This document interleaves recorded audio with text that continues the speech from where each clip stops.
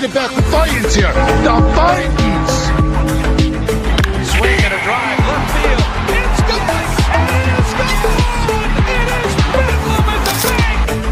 The Philadelphia Phillies are 2008 World Champions of Baseball.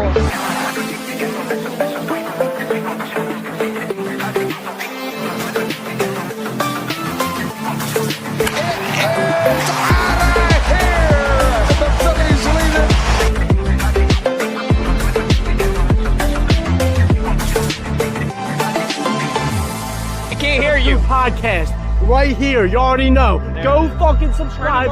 You are now listening to the 302 Birds Phillies postgame show with KJ McCoy, Ballpark Tommy, Dalton and Fratty.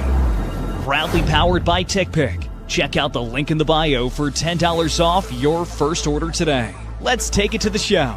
What is going on, everybody? Welcome to another 302 Birds Phillies post-game show. Unfortunately, the fighting Phillies, Kyle Schwarber and Alec Bohm's efforts were not enough tonight. The Phillies could not get the job done, and Aaron Nola was definitely not helping. But Dalton and Fratty here tonight to break down everything for you guys. And Fratty, I say we just get into Aaron Nola. It's not very often I have some interesting things to say about the Phillies, but this guy's been struggling, man, especially over his past 5 starts. He hasn't looked good. He's been giving up plenty of hits, plenty of walks. There was a bright spot in the game, I would say, September 8th against the Mets. But other than that, this dude has not been able to consistently pitch in the major leagues. And I'm concerned, Fratty. I am very concerned going into the playoffs. I don't want to see the Phillies put him in a situation that he shouldn't be in, that he's set up to fail. I think he's in a situation right now where he's not able to succeed in the major leagues. So I really hope that Aaron Nola gets his stuff together, because off the field, love him as a person. And I know I'm not the only one, right? You know, fan favorite Nola, having kind of a rough patch. But where do you see Nola going at with all this, Fratty? Hold on. Before that, you know who's calling in. The man, the myth, the legend. Stephen Roth. Rothman. Howdy. Phillies lost tonight. How we feeling? Not good. Okay. Because why do you keep putting Nola in the game when you know he's not doing good at all? Okay. He's not. And Thompson already released his starting pitcher for the postseason, and he said that Nola will not be one of the top 3 pitchers in the postseason. Well, that's good. Thank God somebody talked some senses into him, because that's what I was just saying to Fratty, is that it's not fair for Nola to go out there and be put in a situation where he's not playing Major League Baseball right now. He's not. And if you look at Colin Walker, he's not good either. So it's one or the other. What can you even do? One or the other. Yeah, man. I mean, you hit the nail on the head. Fratty, what are you thinking about Nola? I'm thinking I'm thinking what's going to happen. And I'll tell you, I was about to say when Steve called in, I was going to bring up this point. My honest opinion, I think you take a chance and you put Walker Buehler in the 4th spot over Aaron Nola and Taijuan Walker. Walker and Nola and Walker would be your 5th and 6th option, not even a top 4 option. You put Walker Buehler in there ahead of Aaron Nola. But my thought is Aaron Nola I don't even think he should be ahead of Walker Buehler in the rotation. And Walker Buehler is fairly new, and he's stepping in a good way. And I know Buehler was, at the end there, was looking shaky, but I think you take a chance, you put Buehler in the 4th spot and possibly piggyback with Nola. I don't know what's going to happen, what the Phillies are going to have in mind for that, but we'll see. Yeah. What do you think about that, Roth? I personally like that idea, to be honest. Piggyback Noda is what they did in the full series of the Diamondbacks. To piggyback Harmon Vogel, that still makes no sense. Like, why would you even piggyback him? And times that, why would you even put Walker in the first game? Yes, the Phillies did win the first game, but why would you still put him in anyway? It's like, give your starting pitchers out west, for goodness sake. And go with the bullpen or something. But they went with Walker for about 3.5 innings, then they piggybacked him. Yeah. And moving on to our next topic, and we'll go ahead and ask you about this, Steve. We'll go to our guest first. Bohmer redeeming himself tonight. First off, that atrocious miss, but hey, players are human too. Sometimes they make mistakes, but how about a way to bounce back with a home run like that? Since Bohm came back from his injury, he's been on fire. It's like, wow. And, okay, so you've been injured, you've been on the DL, and now you're coming back for the past 2 games already, and you've been hitting like the ball doesn't shine at you. Like, good job. Keep doing what you have to do to keep your hitting streak alive. It's nice and simple. Keep it alive. You'll be just great. Yeah. Fratty, I mean, how did you feel about it? I mean, it's not very often players after being injured come back for a while, come back this hot, and Alec Bohm is coming out there and he's doing this thing. It's unreal.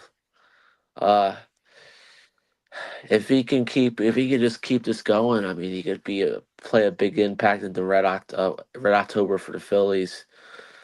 I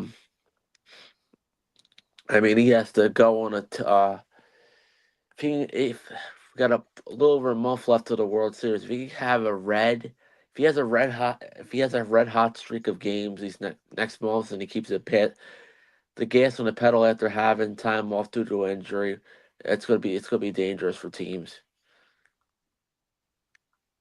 Yeah, I'm excited. I'm really, really excited about where Bohm can go. This is a big playoff series for Bohm.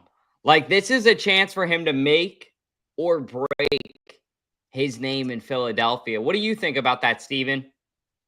I definitely agree with you on that one. And make a break for him right now. It really is. And now here's my question. How well will the Phillies do in the postseason? Okay, because remember last year in the postseason where they lost in the NLDS against the Mets? How do you think the Phillies would do in the NLDS? I think that the Phillies will... Who are we playing in the NLDS, in your opinion? I'm hoping it will be the Dodgers. All right, Fratty, I'll let you take it first. I can see you're excited. Quite honest, here's the thing. The Cincinnati Reds are only a game out behind the Mets. Say this dream scenario happens where Cincinnati somehow makes the playoffs, gets in the last wild card, and I mean, as much as I want to not get a crack at LA, we play Jeff Bainbridge's Cincinnati Reds and then not sweep them in the NLDS. That would be great. After they somehow beat the Dodgers in the wild card round. Yeah. So yeah, I somewhat agree with that, but I still think the Dodgers are a good team and will be a good team in the playoffs, because remember last year in the playoffs for the Dodgers, they won the World Series, and I think that the Dodgers will make it to the NLDS to face the Phillies. That's what I'm thinking. Now, who has home field advantage throughout that? That's a good question, because the Phillies still need a bye, and their magic number to clinch a bye is at 3, as far as I know.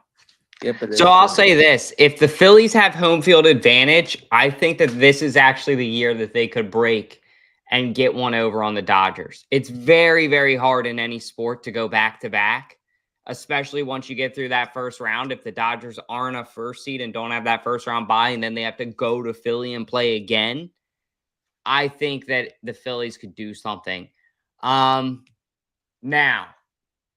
it all really depends on how it shakes out, I guess. Like, if we have to go to LA, but we're still like the 1 seed, I guess that wouldn't happen. But if we have to go to LA, but we're a hot team, I guess is what I'm trying to say. Like, we just came out of the first round and we're hot as hell, I still might take the Phillies in that, just because then they were that hot team in 2022. And that's where I'm on the fence. Like, you can hear the confusion in my voice. I had the confusion in my voice on Sippin' Sports and on Wednesday night of where I'm like, do I want this team to keep playing, or do I want this team to rest their starters so that they're going into the playoffs healthy? Like, it's like, do I want momentum or do I want health? Like, do I want to slow them down though? You know what I mean, Roth? There's so many variables. Yeah, there is a lot of variables in this for the postseason because do we really want to rest our starters or do we want to play our starters? So that I still don't know. Yeah, I really don't know what will Thompson really do for the next 8 home games next week. Yeah. It's going to be interesting. And also, I think Nola said tonight that I guess he'll get one more start. Is that true, Fratty, that Nola will go out there most likely one more time before the season's over, or is that it for him? I think so. So it would be Friday night, I think. If you go by starting every 5 games, because there's technically a 5-man rotation if we're still piggybacking with Walker and Bueller. I think Friday night he would start, and then I guess I'm thinking Ranger would probably pitch the game I'm going to next Saturday. So Ranger and Nola would get one more start. I'm sure Ranger's going to pitch Saturday next week too, because we're off for almost the whole week, and I think they want that. I think our guys have to get starts no matter what. We can't look too rusty. I think Ranger's going to pitch no matter what. He could pitch only 6 innings. Who knows? He could pitch less innings, and we still use our bullpen to get a little bit more work. So, and just think about it this way: tomorrow we play Miami, and we play the Twins, who both stink, both horrible teams. They're not even going to make the playoffs. Both of those teams, they're both eliminated from contention. So, I'm really interested. I'm actually kind of even though the Twins are horrible, Bader and Duran get to meet their match at the end of the year. How funny is that? Yeah. That will be very funny and interesting. It definitely will. And for next season too, because the Phillies will be facing the Twins at the Field of Dreams next year as well. Yeah, that will be very interesting. You're right. That will be I'm excited for that, man. That's going to be a cinematic moment for the Phillies. And Steve, before we wrap up with you, I got one more question for you. Tomorrow is going to be a cinematic day for every gentleman that wants to rock their Philly tuxedo, being that unbuttoned Phillies jersey with a Birds jersey under it. Will you be rocking the Philly tuxedo tomorrow, Stephen Roth? Absolutely, I will. That's the answer I love to hear, man. Hey, what are you most excited for tomorrow? The Birds game or the Eagles game? The Birds game or the Phillies game? Because both are pretty exciting. We're getting at that point now of where anytime that they both play in one day, it's fun. The Eagles. Yeah, good answer. Hey, well, we appreciate you calling in, Steve. You've been an amazing call-in since we've added this program, so we appreciate you for all your support. And keep calling in, brother. We love you. I will. All right, you have a good night, man. Great call-in, Stephen Roth. And yeah, the Philly double crossover is tomorrow. It's almost like taking a soft pretzel, Fratty, and a cheesesteak and blending the two. Will you be wearing a Philly tuxedo tomorrow, James Fratty?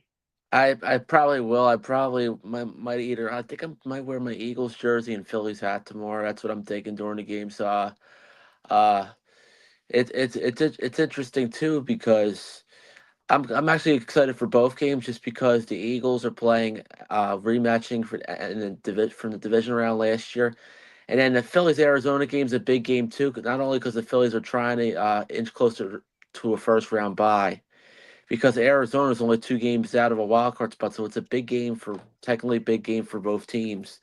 So it's a big game for both sides either way. So we got like a little West versus East Coast battle on both sides. One in Arizona, one in Philly.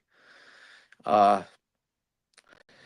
I will see. I mean, we're gonna see what happens. We got the Phillies one, like I said, Eagles at 1, Phillies at 410. And shout wait a I know this doesn't count.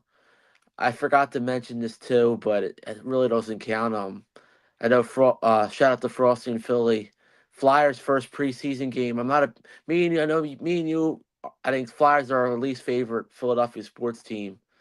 Uh, and we're not really big into hockey all the time compared to basketball, football, and baseball, Dalton. But Flyers played against the Islanders tomorrow, 7 o'clock, first preseason game. So I don't know.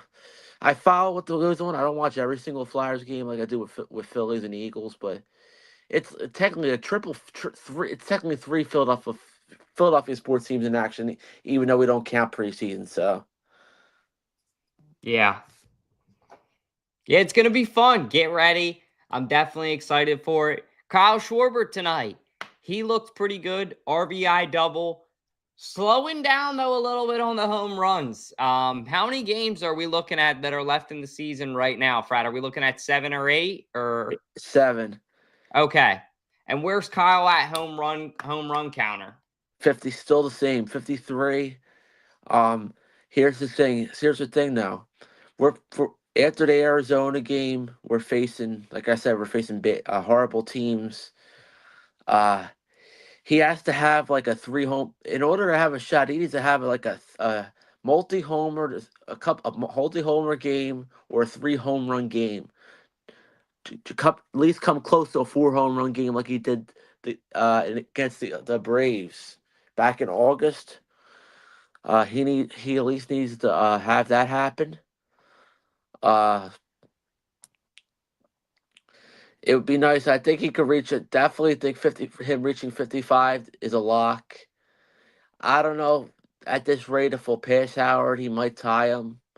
He might fall 1 short, or he might fall 2 short. But at this point, it is what it is. But I honestly, he's going to have over 60 home runs combined between the regular season and postseason, regardless. So. Yeah, I do agree with that. I definitely agree with that. I think Could have once you get with the postseason in the mix, he'll definitely go over 60. Could have 65, depending on how far we go. May have an outside chance of that. If he gets up to 56, 57, he needs to hit 7 or 8 to have 65 combined home runs in 1 year. And plus, he won the Derby, too, on top of that, which doesn't count towards regular season stats, but it kind of counts towards the career accomplishments, sort of. Yeah, I agree with that. I definitely agree with that. Yeah. Well, the series is evened up now, Fratty. We're even with the Diamondbacks, or as I like to call them, I'll just go ahead and say it, the D-Bags. We're even with them. And this is it's a fun series. This team is the team that we got to get some revenge on for a couple years ago. They got the better of us. And how do you think that the rest of this series is going to go for our Phils? Well, tomorrow's the last game. I think with Ranger on the mound, we have a chance to win. Now, I mean, that's all I have to say in that regard, but I'd say there's maybe like a 5% chance that this happens, that the D-backs play the Phillies in the playoffs. There's a slim chance that this could be a playoff preview, very slim chance. I just think it's highly unlikely because I just think it's going to be hard for Arizona to clear Cincinnati. It's still going to be hard because every time Frank the Tank's every time a team wants to close into his team, the Mets just seem like they fight back. So I don't know. I don't know if that's likely going to happen if Arizona's going to even playoffs in the NLDS, just because they have to, they actually have to go against the Dodgers right after they leave against the Phillies. They have to go against the Dodgers September 23rd to September 25th. And honestly, I think it's highly unlikely Arizona makes the playoffs regardless. That's why I'm giving it a very slim chance of a playoff preview. Yeah. And the same thing for I'll get into Fratty's quarter. Same thing for the Mets. Uh, Well, you want me to hit your intro first? yeah. All right. Yo, Fratty, give him the business. Only in South Philly. Only at Fratty's Corner. It's Fratty's Corner. Anyway, guys, Fratty here. I want to talk about the wild card race real quick. A little more in depth. So, the Mets. I'm first getting the Mets. The Mets have one more against Washington, and then the Mets have the Cubs. They have to play 6 road games in a row to end the year at the Cubs and at the Marlins, who Marlins are the Mets' kryptonite in 2025, which that could get really interesting for the Mets there. That I don't know that the Mets could be in trouble there. However, I didn't get done mentioning the Reds. The Reds, after playing one more against the Cubs tomorrow, they have to play the Pirates, who stink, which is very favorable. I think Jeff likes to hear that. Um, and then the Brewers, which is going to be tough on them. Oh, so that's that right there. That that kind of divides the line, so that could be interesting. And then you got the Diamondbacks. They play the Dodgers, and I forgot who they play at the end. But I think the team that has the more favorable path to the postseason. I'm going to say this right now. For the last wild card spot, I'm going to have to say Cincinnati.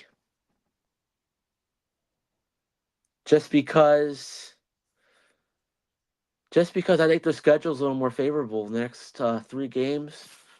I'm going to have to say the Reds, just because, you know, I think they're just the even hotter team right now. So we'll see what happens there. In regards to tomorrow, Philadelphia, they play one more road game. Yep, that's right.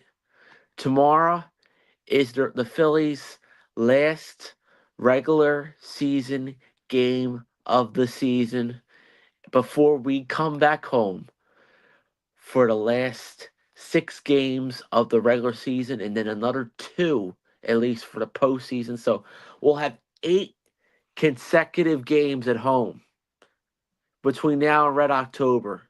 After tomorrow, we'll have a day off Monday. Much needed day, another much needed day. I know we just had off just on Thursday, but a much needed day off on Monday before playing Miami for 3 and Minnesota for 3. But anyway, one more against the Snakes tomorrow at 4:10 Eastern Time, 1:10 Pacific. I wanted to read one last comment. Oh wow, Billy O'Keefe is going to be at the same game as me. I'm just reading that comment right now. Yeah, he is. He's going to be there on the 27th. I got to ask him where he's going to sit, because I want to meet. I never met him yet. There you go. Billy O'Keefe. You got to link up with Fratty. He'll be there. I think I'll be in section 206. 206. End seat. I'm going to be sitting on, again, pretty good seats for like 78 for the pair, which was like 39 for ticket on a ballpark app, which ballpark app I think is the second best stop to tick pick, in my opinion. I prefer, if you want to get your tickets from anywhere besides tick pick, ballpark app would be your second option, guys. And I think all the other apps stink. StubHub stinks, but Ticketmaster's so, and SeatGeek stinks. I think all those other apps are crappy, so I would recommend TickPick and Ballpark app over all those. So for cheaper tickets. So anyway,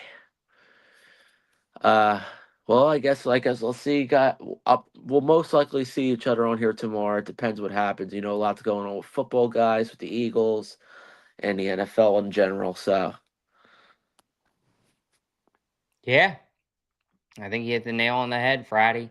But that's all we got for you guys tonight. Please be sure to tune in more. Aaron Nola, I know, has been struggling over the past 5 starts, giving up 5, 6, 4 runs a game, making us not really proud and allowing plenty of hits and walks. But give the Phillies some time. They're just trying to experiment and see what they have right now with these guys. And now they know Nola's not in anymore. They know, okay, we're not going to put him out there in the playoffs. This pretty much summed it up. But try to enjoy the moments, enjoy the double crossover Sunday tomorrow, as Fratty said. Maybe do some double crossover stuff. Go to McDonald's and Taco Bell. Go to Wawa and Sheetz. I don't know. Do some crossover shit. Have some fun with it. But enjoy your Sunday. Enjoy your Saturday night. Enjoy the rest of your weekend. And be sure to call into the Eagles post-game show tomorrow. That number's 302-316-4848. Be sure to like, comment, subscribe if you haven't. All those little things really help a ton. We appreciate all you guys. And that's all for me and Fratty. Checking out. Go Phils! The Vikings. Swing and a drive, left field. It's gone! And it's gone! It is Bedlam at the bank! The Philadelphia Phillies are 2008 World Champions of Baseball.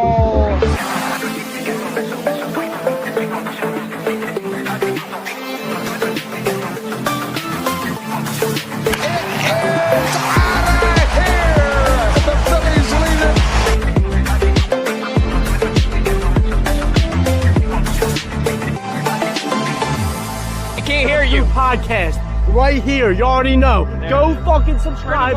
You are now listening to the 302 Birds Phillies